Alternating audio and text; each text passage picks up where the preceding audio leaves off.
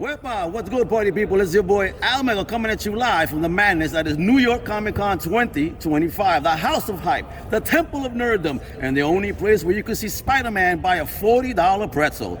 Now today, oh man, buckle up, because we're diving straight into the crazy, twisted, glorious brain pan of the one and only Joe Simko, the artist who made your childhood trading cards disgusting and delightful at the same time.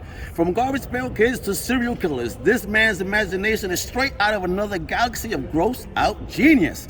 And now he's bringing the chaos to Titan Comics with his brand new comic book project, Craniacs, a wild, brain-busting ride through a world where heads literally roll and laugh doing it. So grab your slime, your snacks, and your sense of humor, because we're about to go and dig deep into the madness behind the mayhem. Let's go! WEPA, welcome to him. How are you? Thank you. Great. Thank you for that. And Ira Friedman.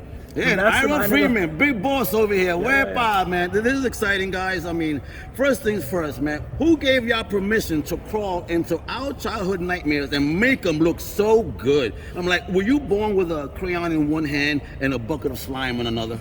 Maybe, I think so. Slime or something, bodily fluid. I collected Garbage Pail Kids in the 80s when they came out, when I was 10, and when they brought them back, Topps brought them back in like the early 2000s, I just started submitting artwork and got a call like a week later. Join from the art director under Ira, a guy named Jeff Zapata, met Ira at the time in like 2009.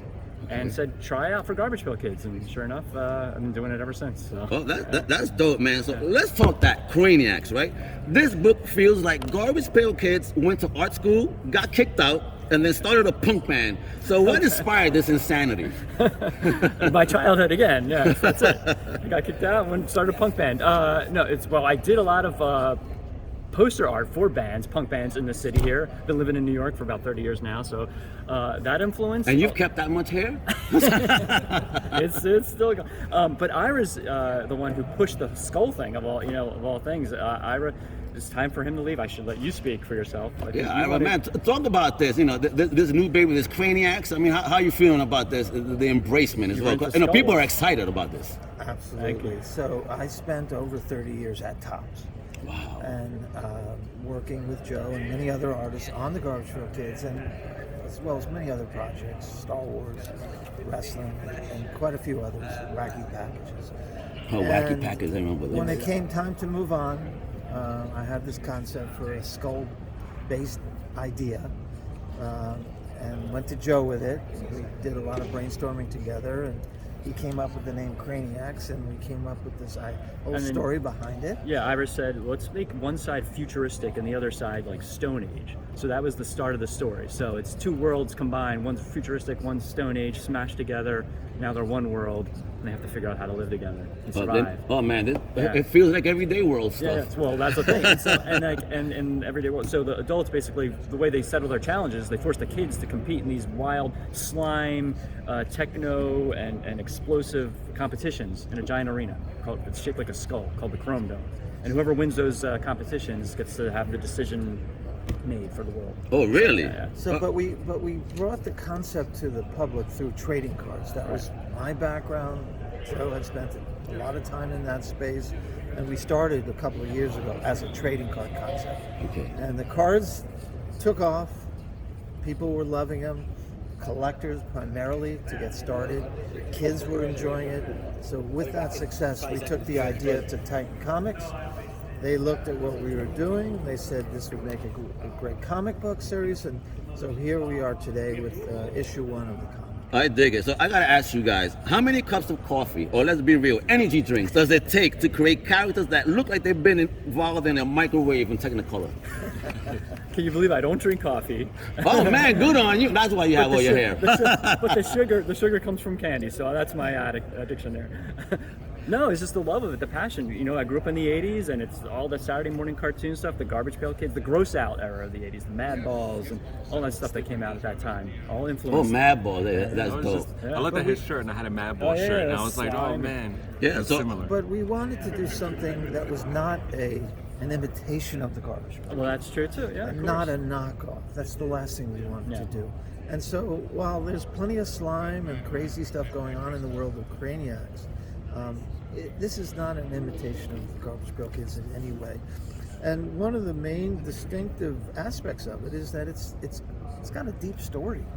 Well, maybe deep isn't a fair word, but it's a complicated, ongoing story, and we're blessed by having a fabulous writer involved with the comic, a fellow by the name of Shali Fish, who's written. Yes, I know Shali. He's written for DC with Superman, and he's worked with Marvel. He's worked on Batman. He's also worked on Scooby-Doo, and he's worked on Ninja Turtles and did some Madballs comics with us at Topps. Yeah. So he brings to the table a really nice mix of high-action adventure as well as crazy, off-the-wall silliness and humor. And that's what you have in this comic book. And Show off that comic. Show off that. Look at it. Oh, it's a double-side So it's a flip flip. issue. So, Yeah. so yeah, Joe, You get this- explain what we have going. Right. So this was again the idea from Shali. So and this has been done before, but I think this is where it actually makes sense because you got our two worlds. The Futera side, you read it this way, and you get the Oh, look at story. those colors. Oh, yeah. This is by a they colorist in rock, son. Italy. This lady she's done stuff for Marvel. Oh, and the panel layout too. Thank Dope. you. So you follow the kids in the Futera side, and they Okay. work their way and they walk across the halfway part of the planet where it's all Stone Age, and all of a sudden they meet these Retrovian kids. Retrovia. So yeah, that's the Stone Age. So then you flip it over and you can start and just follow the Retrovian kids. And there's you start off with him in the morning sleeping. He's got crazy band posters like He Osbone. he looks like my brother. There you go. And is his name Rocky? And then you follow this kid, and he keeps going, and they go and work their way to the Futera side. Oh, cool. So you get the same scene flip. Yeah. Oh, that's And that's dope. the start of issue 1. And then from then on, they're all combined, and So how many issues are we going for with this first volume of Craniacs? we got 4 on the slate so far for Titan. Beautiful. All goes well. Continue. If there is no if, it will go well. Right. And then this will be followed by a graphic novel collection in June. Nice. Yeah. Any extra stuff in it? Absolutely. Yeah, Hey, excellent. We're And what, going, yeah. and what are those right there, those pins? What are we So, talking about? Part of the introduction of this whole brand, if you will, is that we're not just doing cards, we're not just doing comics, we're also doing some licensed merchandise. Oh, cool. And this is one example of that, where we have a line of enamel pins coming out Let me see one of those from right a there. company Look at that. called Pin Club. They're here on the floor. They've got a Nice. huge I presence. dig these. Yeah, you got they cool little pick glittery. their Oh, that one is fire. That one is awesome. yeah, and this one too. It's got a little Oh, ruby red ha, ha, ha, bar. ha. That's dope. I used to have a mohawk. And so we're doing some merchandise to support the whole concept. We've got a poster coming out actually at the show. At the show, a piece the of Repop artwork merch, yep, that the show Joe store. did at the Repop store. Nice. We've got a toy on display at Toy Tokyo. Oh, really? a vinyl Oh, I figure. love that store, It's on man. yeah. Oh, they're top. Well, you should go by the Toy Tokyo store at this show. At the and booth. see- I gotta go check out that You booth. got to see, because we have our character Hal. Okay. Hal as in Halloween. Oh, okay. is on display right now at Toy Tokyo, and it is a spectacular vinyl figure. Oh, I cannot wait to Gotta take check a look that out. myself. So, Titan Comics obviously saw the brilliance, but if Craniacs got the Hollywood treatment, who's the dream cast for these bonkers characters? Well, it's, We gotta dream big, baby. well, You're a you good know, voice right now. I think you Yeah, could you play. know, half the dream is a reality. I say half. Why do I say that? Because we have a development deal right now with one of the hottest animation studios on the planet, who is developing Craniacs as an animated TV series. Wonderful. That's so The awesome. studio is called Titmouse. Oh man, dope So you know studio. who Yes. they are. They- Spider-Man Yes. Across the Universe, Ninja Yes. Turtles. Yes. Beavis and Butthead. That's amazing. Big Oh. Mouth, Venture Brothers. This is the first original IP that they've gotten involved with on the ground floor. Oh, and so interesting. it's a priority project for them. Obviously, they've got to find a broadcaster who is, willing to pick it up and put it on air. So time will tell on that. But to have captured the attention of one of the hottest animation studios in the business is something we're really So excited. proud of. Yeah, I'm excited. I can't wait because the way this looks, and I could just imagine what the animation will look like in that style for sure. Now, Thank you. you're known for turning weird into beautiful and wonderful, right? what's one idea too weird even for you to draw, or is that impossible? I think it's impossible. I mean, there's boundaries that I do hold myself to, because what we're doing is we're making this for kids and accessible, and I save collectors. I can save the craziness for my own personal projects or band posters. We're not going, heavy violence here. There's no blood and guts here. Again, we want this to be all family. We want there to be enough edginess for collectors. It can be weird. You want some cartoon fun. Yeah. Exactly. I like that. So what I'm saying, there's a balance in the art, right? So it's part nostalgia, part what the hell am I looking at?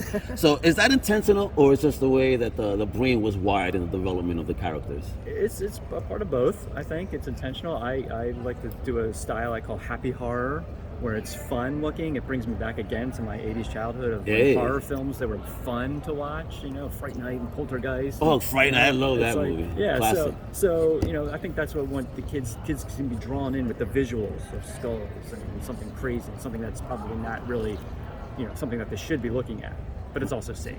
Oh, yeah. All right, so is Craniacs on the shelves now? Yes, in certain comic book stores. Well, starting Wednesday next it's the comic. October 15th. Yeah. Okay. This book will be in comic shops everywhere. So everybody better put their orders in for this book right here, folks, all right? Go to your favorite LCS right now. Tell them that you want this on your pull list and you want every single cover, all right? Every single cover. Exactly. Look at that. You're getting 2 books for 1. You heard? You better support Craniacs. This is what it is. Now, let me ask you guys, if you could design Al Mega to be a Craniac, what horrifying Brooklyn-flavored monster would I be? And please be nice. Well, I think first off, would you be future or Retrovia? Maybe a Stone Age? Do you see yourself? Can I be in the middle somewhere? You live right on the border. You could be right on the border, bro. Yeah. That's a good idea. I think he just developed a good idea. We could have a character that's split in half. That's a good idea. Yeah, I'm living in both worlds. I don't know who I am yet. There you go. You got the look, and have future. You can have a big old beard, and a beard hawk, I call this. You know what I mean? I love it. All right, so I dig it. You guys are amazing. So definitely, I know you guys are busy. I know that they kept you prior to this one for a little bit longer. But it's all good because everybody needs to learn about Craniacs. So I want to give it up to you guys, to Ira, to Joe. Thank you, man. Craniacs is going to be out here melting faces, cracking skulls, figuratively and maybe literally, who knows, and proving once again that comics can be hilarious, weird, and brilliant all at once. So a big shout out to Titan Comics for unleashing this beast on the world, and to all the fans out there, if you're ready for the art that punches your nostalgia in the face and high fives your inner child, you better grab Craniacs the second it drops. I'm your boy Almega, the voice of the culture, keeping it loud, proud, and WEPA all day long. Stay tuned, stay hype, and as always, keep it kiki, keep it funky, and keep crusading, baby. Hey!